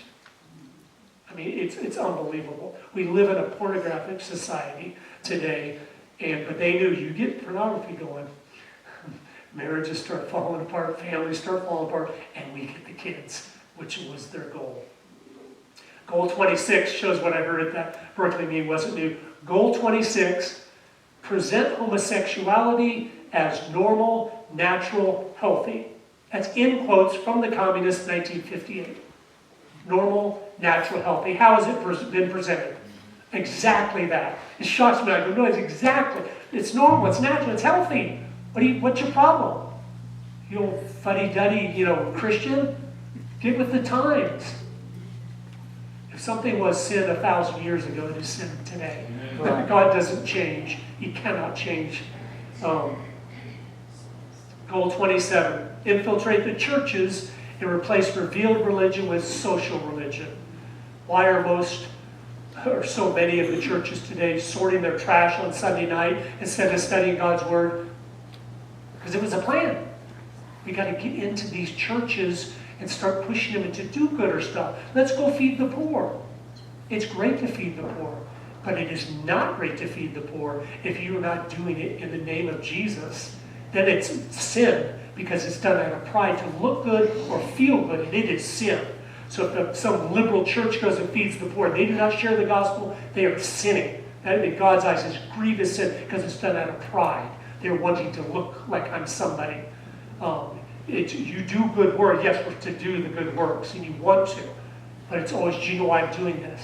It's because Jesus Christ died on the cross for me, and his love is overflowing out of me to you. You must repent. He loves you, and he died for you. But that, if you're not doing that, then it's the, look at me, I go to the soup kitchen once a week, and that's all sin. That's the liberal Christians, and they're not Christians because they obviously have not been regenerated. If you were doing that, you realize I have to tell them about Jesus. You can't stop me from telling about Jesus, because that's the whole point I'm here for. But anyway, so many of these things you look at and you're like, oh my goodness, they were successful. Well, I read that list for the first time in 2008, 50 years later. I was so disturbed. I was beet red. I was so mad. I couldn't believe our enemies had laid out a plan and told us about it. We knew about it, and we had allowed them to do that. I was just beside myself. I'm like, God, America needs to know this. I started praying, God, how can I let people know? I mean, it would burden me. And I thought, should I write a book? But I'm not a great writer. I don't know what to do. Well, he started pressing on my heart, you need to make a movie about this.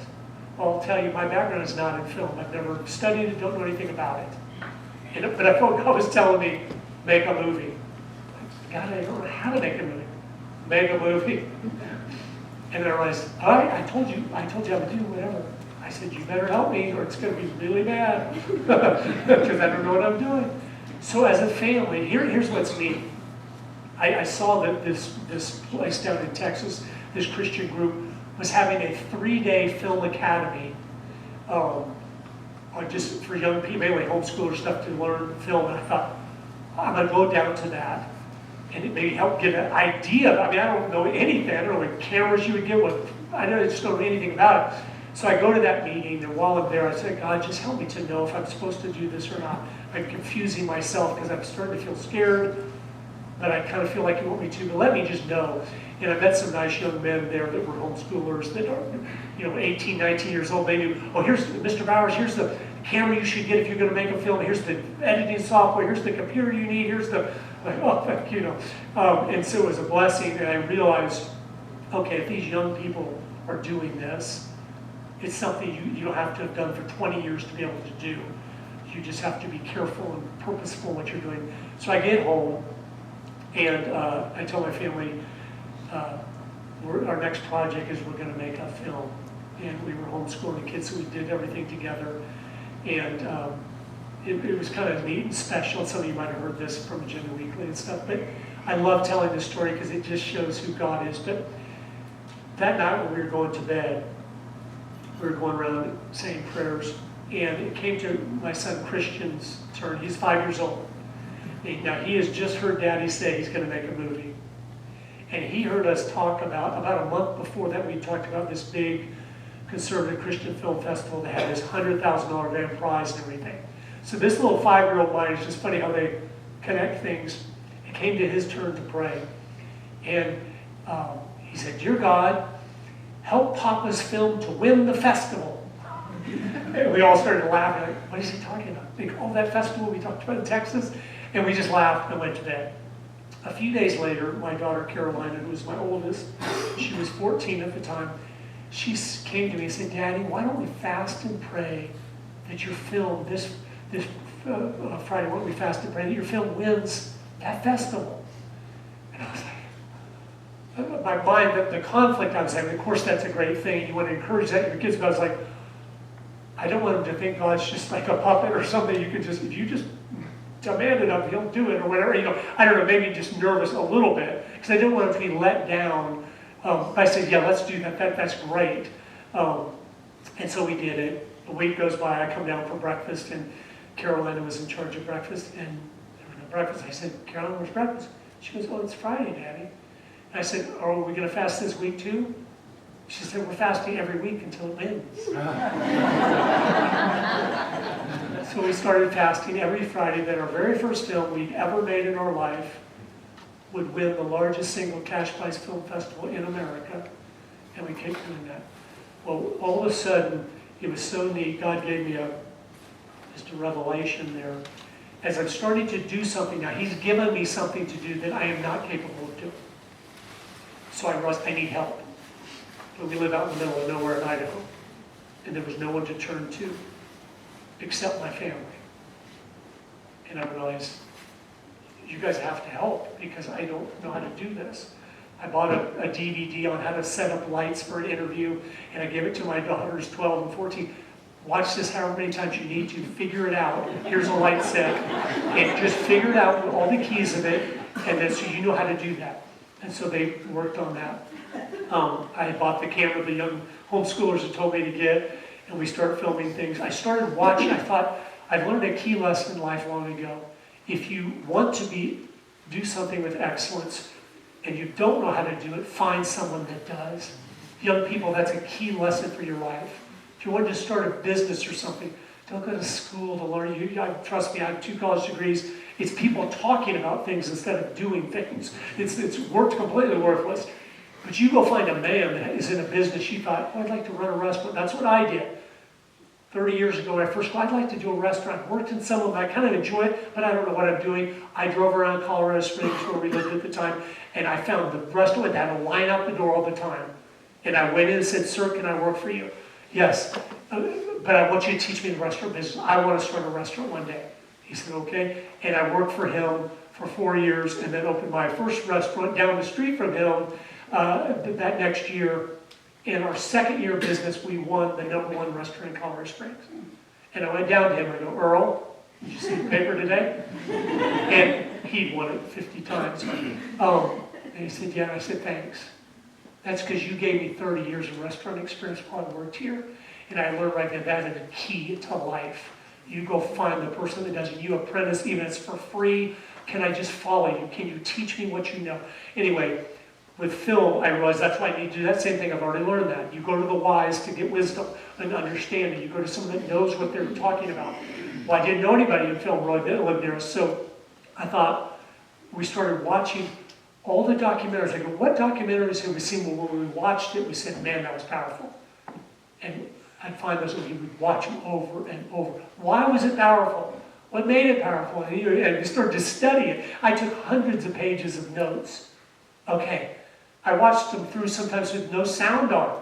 I just wanted to see what are they doing with the camera. Why is it just so appealing? Why do you just go, oh, this is the greatest thing ever? And then other ones, why do you eject them in 10 minutes? I said, I don't want them ejecting our film.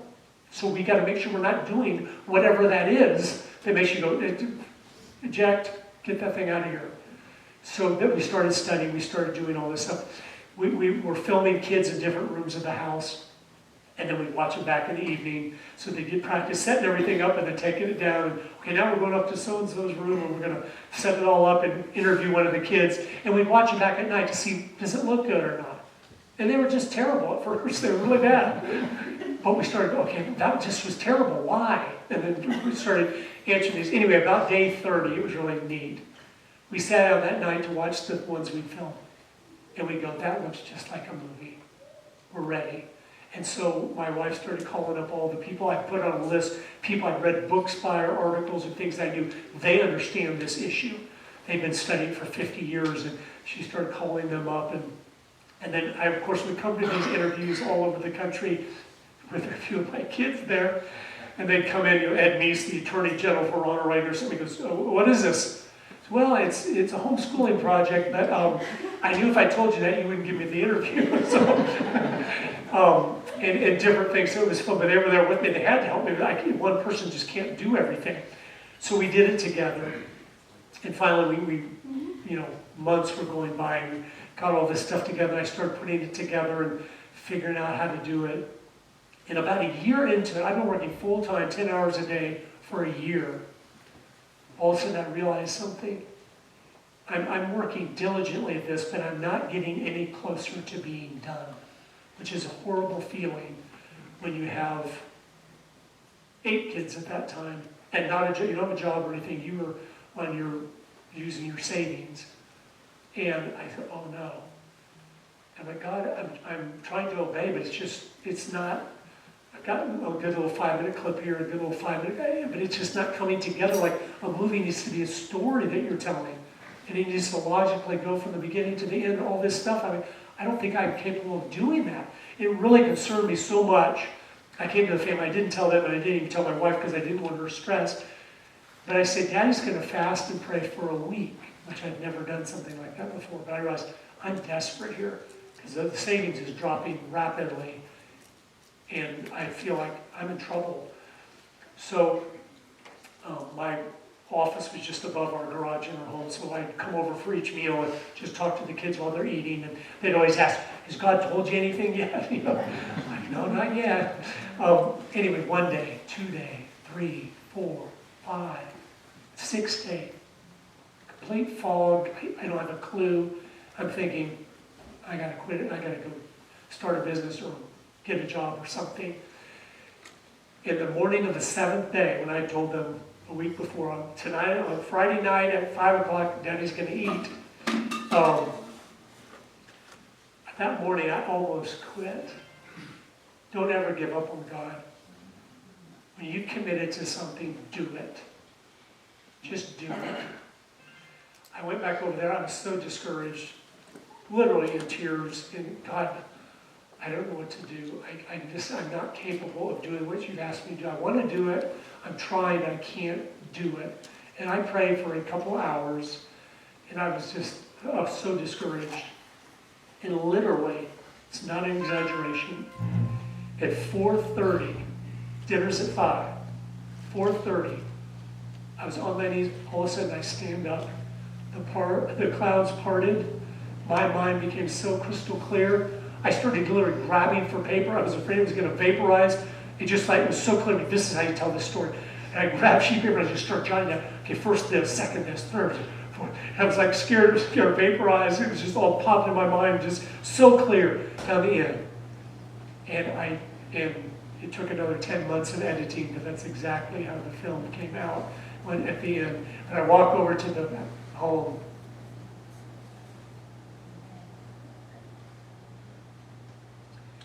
And my kids, it's just so sweet when children get to see God is real. And I came when they go, did God tell you there? Yeah, he told me exactly how it's supposed to be. And so again, it took 10 more months to do that and get it all finished and ready to go. We sent it off to the film festival that Christian had prayed that we would win, and our fasting had been about that. And we went there, we flew down to San Antonio, Texas, and it was a big film festival with thousands of people there. And they had the different awards, and they finally came to the last award of the night, the best of the festival, with the $101,000 grand prize check. There, I was just like, oh God, if you could do this, please, for the children. Because they've been praying now almost for 22 months, every Friday fasting and praying that this wins. For 22 months, and I've been doing that with them. But it was driven by them, not me. And they called out Agenda, Grinding America Down. And it won, and we went up there, and I got to tell them, which I was so thankful, a little bit of this story, so they realized that God did this. And it was from the children having the faith and fasting and praying, asking him for something. He said, okay, I'll do that. And he can do that anytime he wants. That's what we forget. We think, oh, yeah, he parted the Red Sea for Moses and he was faithful to Abraham and Isaac. He has not changed. He didn't love them more than he loves you. I mean, we don't ask him for anything, or that's what I realized through this whole process. I go, I'd never done anything in my life that I wasn't totally in control of almost, and able to just go, I can do this, I can. And so I didn't know. I hadn't seen the hand of God step in and go, you need help, buddy. I'll help you with this. But it was such a blessing. When we left the stage, it was, I said, I can't believe God did this. And my oldest daughter, Carolina, said, Daddy, I knew the first day we prayed he was going to do it. And I said, that's why he did it. I said, this award is for you because you believed he could do it, and you knew it, and it was honoring. A child, money doesn't mean anything to them. They weren't praying for the money. They wanted their daddy to be honored, and that is glorifying to God. That I want my daddy to win, and so that's why he says, yes, I will do. That's a prayer that is pleasing to me. A child wanting the father to be should be glorified and whatever. Yes, that's good, I will do that. Well, we finished this huge project, and we had Thanksgiving dinner, big Thanksgiving dinners in July or August or whatever. And while we were doing that, it kind of something hit us really soberly. Like, okay, we're done. How in the world do we get this out to anybody? We live in Idaho, in the middle of nowhere. And it was kind of sobering for a second, but then we said, no, we've been praying, God's been answering. And we got down on our knees in our living room, right then, and said, God, we obeyed. We're giving you our loaves and fishes. We're asking you to feed the 5,000. You need to do that. Because we gave you what we had, and please do that. So the first thing we thought is, if we send this video out, it's so good. And if we send it out to all the top conservative Christian leaders in America, I bet you one of them will go, man, this is awesome, and do our work for us and get it out there. So I sat down, I took a month, I wrote 800 personal letters to every conservative Christian leader I'd ever heard of. Some of them even had connections to through family or different people. And we mailed those out, like, okay, any day now, Glenn Beck, or somebody's gonna, say on Fox News, you gotta watch this film, and then our work is over. Do you know how many people I heard back from 800 personal letters with 10 copies of the film and whatever? Not one, zero. And we were like, oh, it was really sobering. Like, no one's gonna help at all. And now I look back and I go, thank you, dear God. We would never have traveled to America. We'd never get to meet all of you people all over the country and have that time together to try to be a blessing to others, to just be able to do something in a different way. But so we started going, I got to start traveling. We started getting invited. I got invited to speak at a lot of places, and it started to spread out just through the grassroots. And that was a real challenge for me at first. But then I realized I got to do this with my family. We have to do, if this takes me away from my family, it's not a good thing. I saw through my life, growing up in the 70s and 80s, most of the Christian men that were looked up to in our country, they all lost their own children. They were saving the country and losing their family. God would never have you do that, ever. If something's pulling you away from your family to serve God, it's wrong. He would never, because when he has given you a wife and children, you know that's what he wants you to do. And he's talked about what it means to lead and influence and disciple your children. So no, I have to be around them to do what he's told me to do. So anything that would just pull me away from him or I'm always gone from them, that's not a good thing. Because it's not allowing me to do what is clearly his will. He wouldn't have given me these children if he didn't want me to influence these children. And so we found a bus and we started traveling around, and I could go on for so many stories but it's so neat to see that God took our little film, just when we've had it online so many times. Over 25 million people have watched it. We've heard little bits and pieces of God doing things with it we had nothing to do with. One of them, for instance, I just love this. It just shows you whatever you're doing for the Lord, you might not see what it does, but it's doing something. He would never waste our time 1 second. If you feel like, I need to go talk to that guy, go talk to that guy. And the more you feel like, oh no, he's going to get mad at me, the more you know, Satan is attacking me to go talk to that guy, so I know I need to talk to that guy. He's the one that needs the gospel wherever right now, so I can't, the more you're under assault, the more you have to, no, I have to do it now. Satan, you attacking me, lets me know it was the right thing. Now I have to go do it. I'm not going to allow myself to be feared into disobeying. But a few years ago, this was so neat to me, I got a call from a Brazilian TV station. And they wanted to interview me. I said, okay, what do you want to talk to me about? I'm like kind of curious. And they said, your film Agenda. I said, have you heard of that? And this is what they said to me. I don't know. They said, everyone in Brazil has watched Agenda. I said, what are you talking about? They speak Portuguese there. And then they told me, this professor, and I remembered all of a sudden, right when I had finished Agenda, a professor, I can't remember his long name right now, But he'd emailed me and said, in 2010, he said, I just saw your movie. We are falling to communism right now. Can I translate it into Portuguese? And I emailed back, absolutely, that is not my market. You can take it and do whatever you want there. Well, he had done it. He'd made hundreds of thousands of copies, shown in almost every church in Brazil. And this TV station told me it started a whole revival throughout our country. Millions have gotten saved over the last 10, 15 years. And Bolsonaro became president because of that film.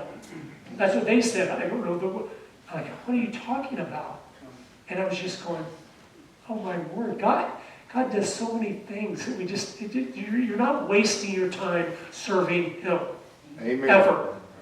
Not one kind word, not one loving deed, not one person you go sit down next to on the sidewalk and say, can I tell you about something? And you share the gospel. It's all, and I think again on this earth we just see a little, nothing of it. I think when we stand before Him, we're laying on our face before His throne. I think we're all going to say, what was I doing down there? I was living like a lost man, trying to get all the stuff I could get or whatever. When the King of Kings said, I just want you to give me your vapor. I have all eternity planned for you in perfect paradise forever. This is your everything. This down here, just would you serve me? Would you live a life pleasing to me? Would you obey what I've asked you to do? And I've learned this, young people, a lot of times, I remember when I was young, I kind of thought, yeah, but to do that's a great sacrifice. It's not. It gives you the happiest life even on this earth when you obey what this says. Amen. I mean, that's what's shocking. Like, so you're really not asking us to sacrifice at all. Just not be to conform to the fears of men and the pressure. That's it. But no, doing things His way. If you live a life not telling a lie, you're going to be blessed even on this earth. If you're faithful to your spouse, you're going to be blessed on this earth. If you raise your children to love and fear the Lord, you're going to be blessed even on this earth. But we do it because it's what God's asked us to do. And I just want to encourage you. That's the whole point I tell this testimony, is because I go, God, you gave me a good testimony of someone later in life having wasted 32 years that said, so sorry, what do you want me to? And I have done so many things now. I look back and laugh. I go, you picked me to be a representative? That's so not me. Or make a film? That's so not me. Or to go around and speak to people? That's so not me. But it's been wonderful to try to influence and encourage and uplift others to finish the course and fight the good fight. And when you get before heaven and you stand there, you'll be so glad you did. Young people, that's the lie. The Satan, the illusion of this world is to suck you in right now and get as many hooks into you as possible. So it's hard ever breaking free to serve the Lord because you're just enslaved in all these things that are just addictive and are destructive to you. And so we just need to be different if we're going to serve the Lord. But I have 2 quotes to read to you, and then I'm going to tell you briefly just what we have at the table, if that's all right. It's what supports us as we go. I don't even like talking about it, but it kind of is what God has used to allow us to keep doing these things. 2 quotes for you. William Booth. Anybody know who he is? You should. General William Booth. He's the man that started the Salvation Army back in the 1800s. Okay? And it was a wonderful organization back then. It's still decent in some places, but it was about the gospel and about helping those in need. That's all it was about back then. They send out pastors, missionaries throughout the world with the Salvation Army. But here's what he said in the late 1800s. This is the kind of discernment, wisdom, understanding God gives to His children when they really go, I want to know the truth. Where you can see the lie, like, that's a lie, that's a lie. But he has this kind of discernment back in the late 1800s. It's just so neat to me. This is what God does for His children. Quote, the chief danger that confronts the coming century, that's the 20th century, that's all the 1900s. He said, here's the chief danger. He can see already in the late 1800s, this is the danger. It will be religion without the Holy Ghost, Christianity without Christ, forgiveness without repentance, salvation without regeneration, politics without God, and heaven without hell. That's 2024 America. Exactly. Exactly. That's all the European countries. Exactly. And he could see that. No, this is where we're going. The road we're on ends in death. And from that, here's what's going to happen. We need to stand against this and say, no, I'm sorry. Last one, William Booth also. Not called, did you say? Not heard the call, I think you should say. Put your ear down to the Bible and hear him bid you go and pull sinners out of the fire of sin. Put your ear down to the burdened, agonized heart of humanity and listen to its pitiful wail for help. Go stand by the gates of hell and hear the damned entreat you to go to their Father's house and bid their brothers and sisters and servants and masters not to come here. Then look Christ in the face, whose mercy you have professed to obey, and tell him whether you will join heart and soul and body and circumstance in the march to publish his mercy to the world. There really is a hell. I know you know that. But do we always live like that? No, I know I don't. And all those around us, I don't care how nice they are, if they haven't been born again, they're going to that hell forever. In torment and suffering and misery forever. And to have not said, can I share something with you? You went out to lunch? I need to share something with you. It's so important. To not have done that. And then lived in such a way, when you do that, it makes sense. Your life makes Jesus look good, so they go, I can tell Jesus is real because you're so different. He has to be real. And I guess we're not perfect, but we're different. We should be different. And young people, that's why you don't want to follow the world, because then if you are a Christian, you're following the world, you're lying to everyone around you. You're saying, no, I'm not different. When God said, I want you to be different. And then when that troubled child in your school or whatever that you know is thinking of suicide, he's not looking for someone that looks like everybody else. He's looking for something that looks like they have hope, looks different than the world. That draws them in. The people that God's working in their heart, that have giving up, they're looking for the guy. That guy's happy. Why is he happy? And he's going to go ask. I'll tell you why. Yes, you have hope. Don't you even think of doing that. God has a purpose for your life. And then we share, but right now with all the lies being told our children in the schools and the suicide rates just exploding, there's no better time. And as I'm telling you this, I didn't get too heavy because sometimes first time in a place, I don't want to blow people away too much. But as you dig in, we're heading into some rough waters in America. I'm just telling you, really, really rough waters. 10 years from now, you will be shocked where America is. And that is coming, period. Why? Because you reap what you sow. God has told us, whatsoever man soweth, that shall he also reap. And he said before they be not deceived, God is not mocked. You can't mock him. If you defy his principles, you're going to reap it. And we have. Starting in the early 60s, get God out of our schools, get prayer out of our schools, get those 10 Commandments out. How dare you put those in there? And so God's like, okay, you're planting seeds that must be harvested at some point. So I know we're headed into rough times. But the good news about that for the Christian is, yeah, it'll be tough, toughen up. But our lights in the darkness of the lies is going to be so bright. The smile on our face when another pandemic comes around, I'm not fearful of that. I know where I'm going. It's like God's going to use it in a great way. There's no better time to have been born in the history of the world, because right now technology has given man the ability to finally actually control every human on the planet. And that is their goal. And we need to stand up and say, no, you will not do that to my neighbor. No, you will not speak those lies to our children. No. And tell them the truth, because the truth will set you free. So I appreciate being here. A couple of things we have, just to, so you know. Here's my faithful daughter Crosby.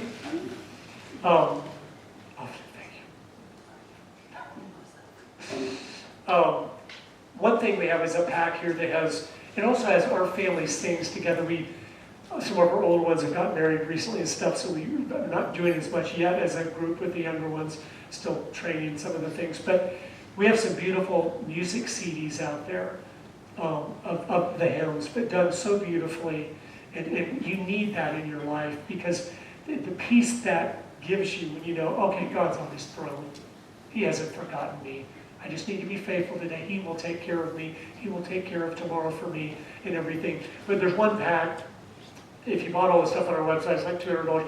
It's $100. It gives you multiple copies of all the movies. So you can, once you watch them, they are very powerful. It's that God just helped in them. That's all I can say, because I've seen how powerful they've been at showings where people are crying afterward and stuff. So I'm like, okay, God, you're connecting it with people. So I know that He accomplished His purpose in that. But this, it really helps fund us. But it gives you lots of things to wake other people up. That's our number one job right now. Just speak truth. Live like God would want us to, and then educate others so they're not caught off guard by the next lie that comes along, like I talked about this morning, 5th generation warfare. You don't want your neighbors to be deceived into believing things that are not true. We also have something called, we also have the films, they're all half price, everything when we're in person at a place, but we all individually, if you just want to buy the film and see what you think about that.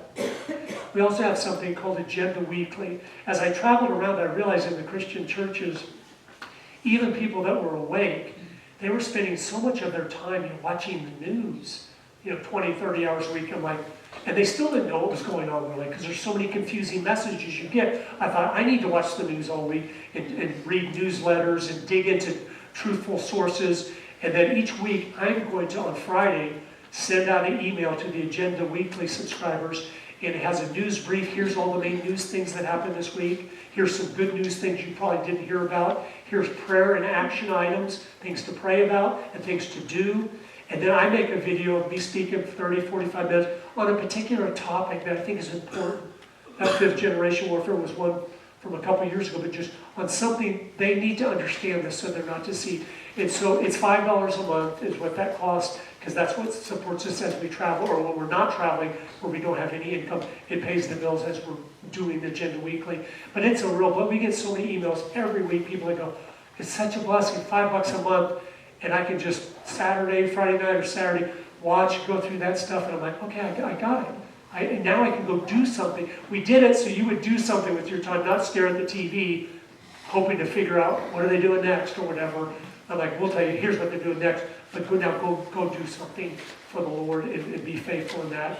So if you sign up here and pay here for a year up front, you also we have a twin pack that has both films that we made. We made another film in 2016 that was like an update to that. But anyway, that's you get that free. That on our website is $34 whatever. So that's free if you want to do that. If you don't or don't have the money to do that, don't think about it. God will take care of us. He always has. And then on this is the posters from the movies. I have some charts I put together in the films that people always, why don't you have the charts from the movie? So we made them to a poster probably because we had so many people asking for them. But that's some different ways you can support us if you want to, but also understand the times. If what I said today was interesting to you, these films go into so much more detail. They'll be such a blessing where you'll get it down and go, okay, I get it now. I get the big picture. So now I can fit pieces of the puzzle into that. Most people don't get the big picture, so they're always just looking at things. I don't know what's going on. But anyway, I appreciate being here. You need to be thankful you have a church where your pastor's not scared of all the truth. And nothing but the truth, so help me God, right? I mean, it's so important. It's so rare today. It's sad. 100 years ago, every church in this country was preaching the gospel for the most part and engaged in this battle. But we've drifted because of the influence of the world has become so powerful with the ways they're manipulating everything. But it's so nice to be with you. I appreciate you. And